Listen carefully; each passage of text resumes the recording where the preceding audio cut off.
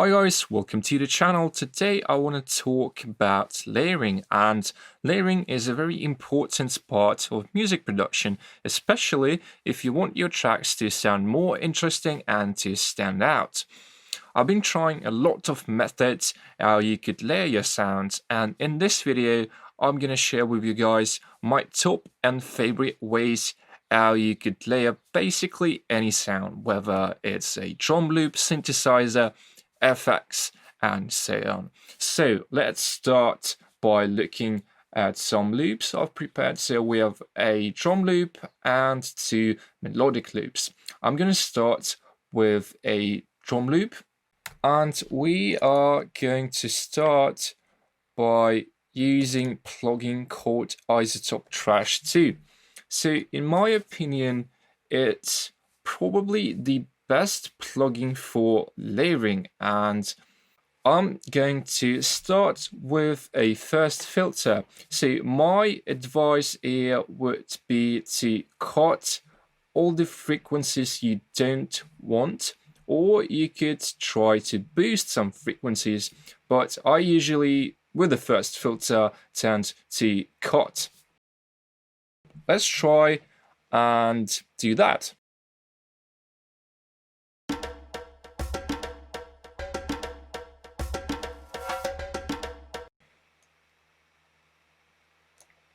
We could try and do some low cuts here.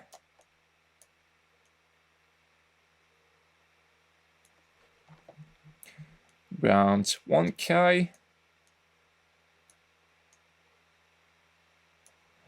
And maybe around 5 or 3.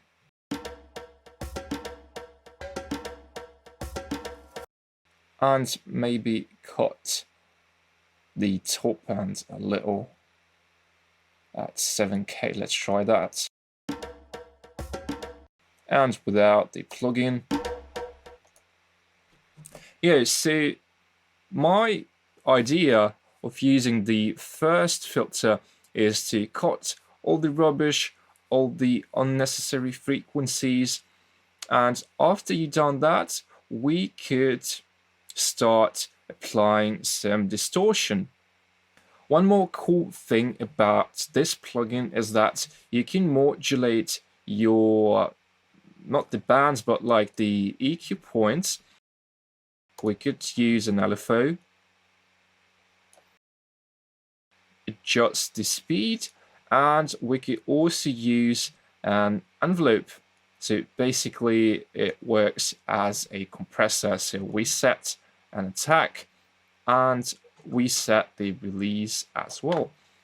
So well, I'm not going to do that in the first filter section. Instead, we are going to do that in the second one. The most interesting part of this plugin is trash, called trash. I don't know why, to be honest. And you could use this distortion in two ways. So you could go and use that full band, but in this tutorial I want to show you guys the multiband section.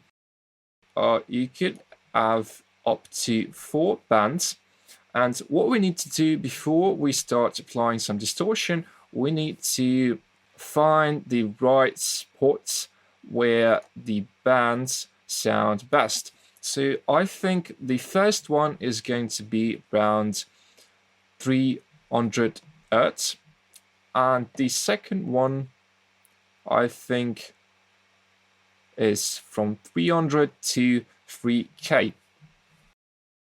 What we are going to do now, we could try and use some presets. The cool thing about this distortion is that you could do your own presets, your own shapes. So like that, you just double click and you can then adjust the form and do a lot of interesting things. You can also zoom, so like that, so it's more accurate. But in this tutorial we are going to use presets, just a little bit faster we just need basically to find a good sounding preset. Let's try and do that. You could adjust drive, you could adjust style for some presets, you could adjust gain and the mix. And also the pre-fader basically adds more distortion to your sound. Yeah, be careful with the pre and drive. Don't forget to reduce the gain if you feel like it's too loud. So we are going to use filter, and I want to cut the low end.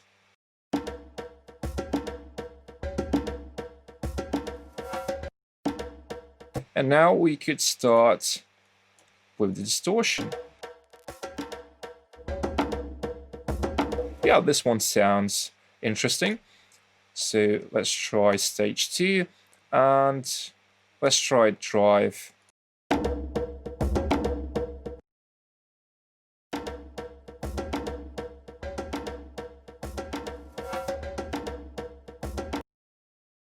And the filter just a little bit of low end.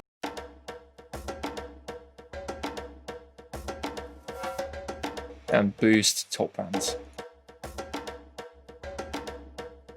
This one sounds cool. So let's go to the next band. We are going to do the same thing here. Let's try some drive.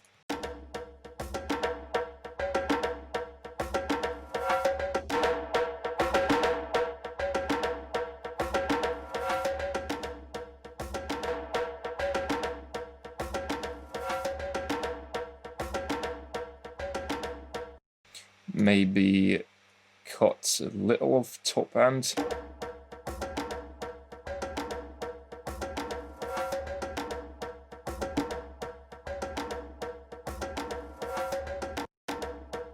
And the stage 2.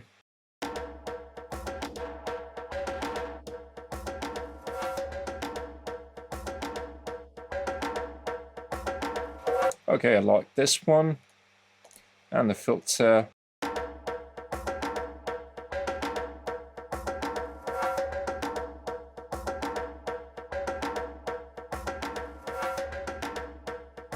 Yeah, like that. And the last band, we could try something here as well.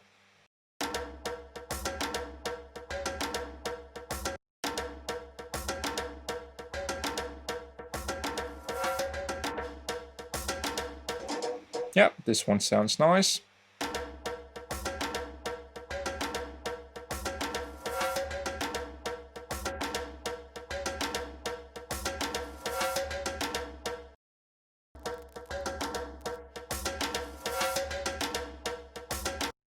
Yeah, I like that. Yeah, so let's try and mute the plugin for a second, just to compare the sound.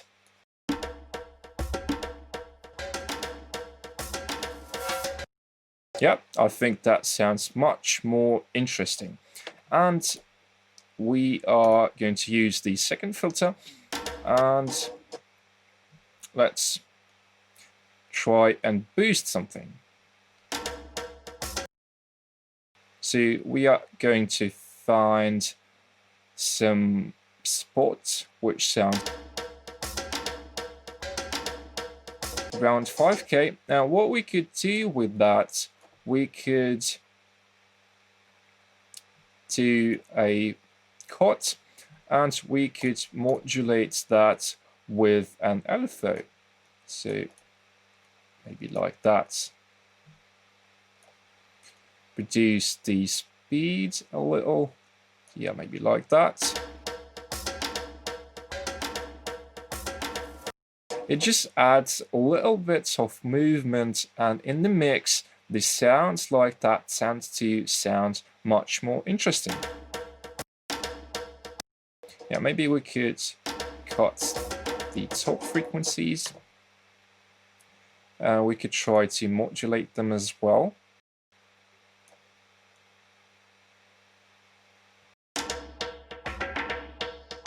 think that sounds cool. Let's try and use that.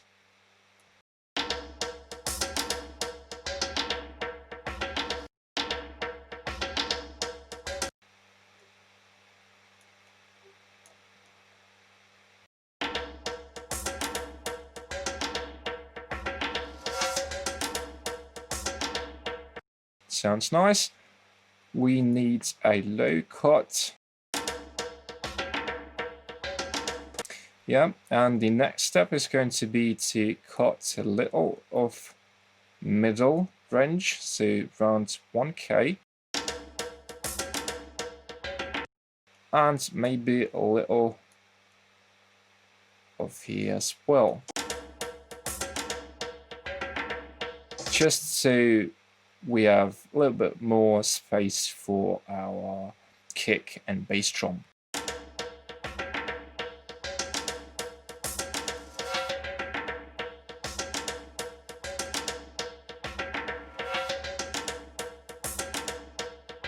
And this thing basically sounds almost like a phaser. It has that similar character, which is nice, I think. So let's move to the next section called Convolve. Finally, guys, able to explain what it does.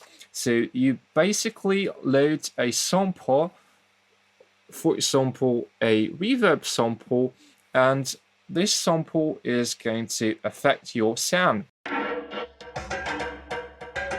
Yeah, I think that sounds nice. We could also try and use another mic, so dynamic condenser and ribbon.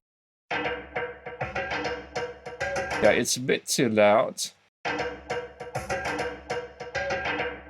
Yeah, but I think this sounds very nice. And the next step is dynamics, and I think that's the part which needs some explanation. So the concept here, guys, is that we squash the sound, so we could try something up to 18:1. You could go even more, so let's maybe try 20. And we need to choose an attack and release time. So I want to try and use 7.2 milliseconds attack and 24 milliseconds release. I think that's going to sound okay. And we need to do the same thing for the gate. So I'm going to copy the parameters and 24. So let's try and squash the sound so we could mix that distorted and processed sound to our original signal.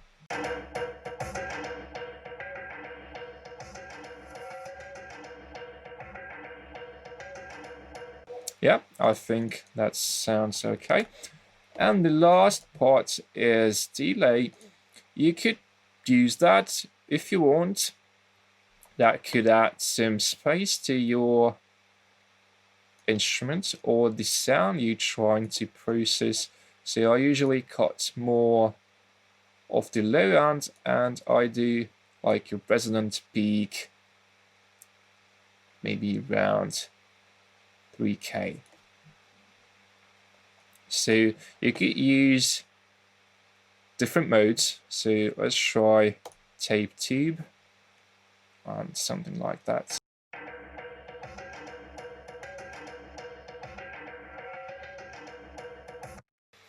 Yeah, and one more thing is that you could switch places, go with trash here, and maybe filter after the convolve.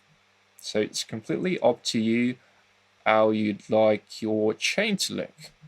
Okay, now we need to layer our sound, and I'm going to group that. And if we go here, we could create a chain. So this is basically copies our track. So I'm going to name that chain wet signal, and I'm going to create a chain called dry signal. And what we need to do now, we need to make sure that the sound is the same after we add that saturated processed signal. So we could try and reduce the volume here, or we could try and reduce the volume on the track.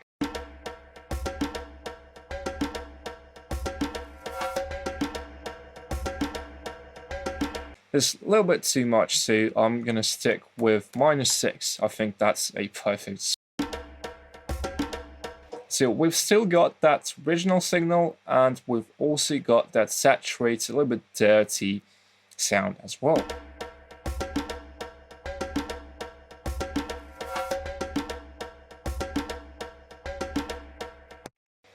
Yeah, and now what we could do, also guys, one more important thing, don't forget to save your presets, because this is going to save a lot of your time. So as you can see, I have some presets here. So I'm going to go to my presets, I'm going to add, and let's call that percussive 1.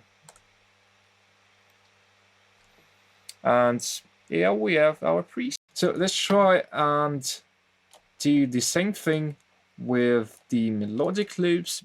Now I'm just going to create that rack straight away, and I'm going to reduce the volume because these talk presets, they tend to be too loud. And let's try some experimental and see how that sounds.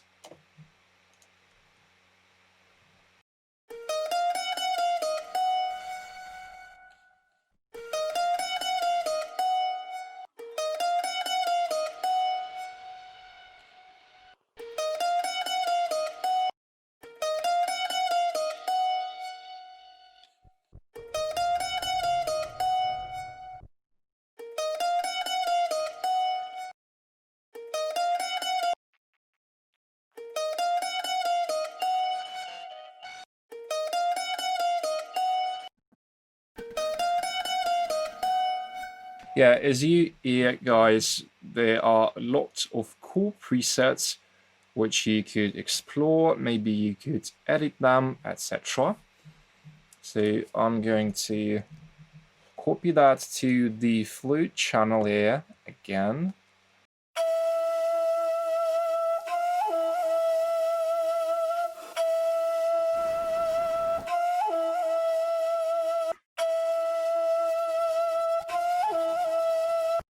That one sounds really cool. Maybe I'd like to use that in some of my projects.